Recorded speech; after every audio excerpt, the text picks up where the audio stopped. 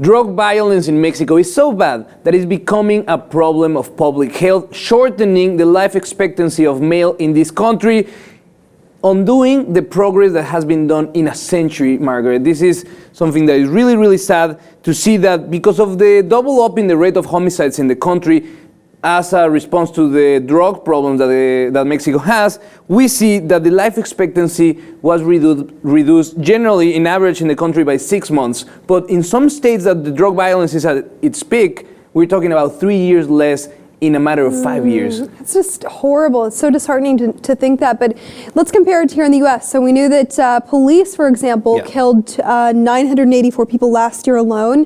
Do we have any information regarding gang violence? Do we know if this is gang violence related? Well, it's a combination. I think it's a combination of gang violence. This is not only. No. We're talking about the incidents in between.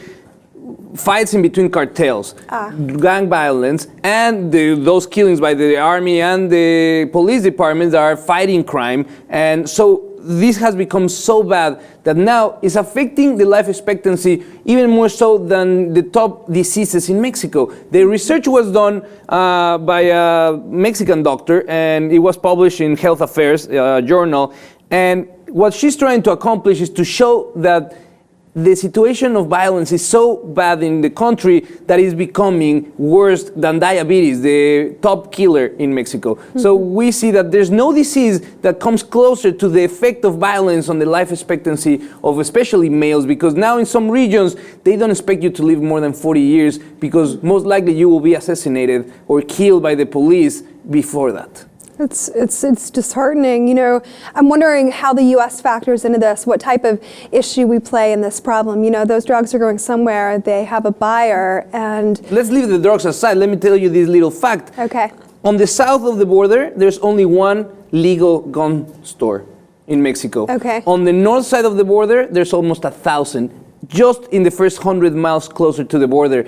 So you tell me where these weapons are coming from, you tell me where these drugs are going to, and there's a good question, there's a good answer, or at least a good idea of why so many people are dying in Mexico. We don't have to go too far back. We heard the Too Fast, Too Furious case, where knowingly agents were sending weapons to Mexico so they could track them down. And we see that now this violence is so bad in Mexico that is becoming a problem of public health, shortening the lifespan or the life expectancy of the males of this country.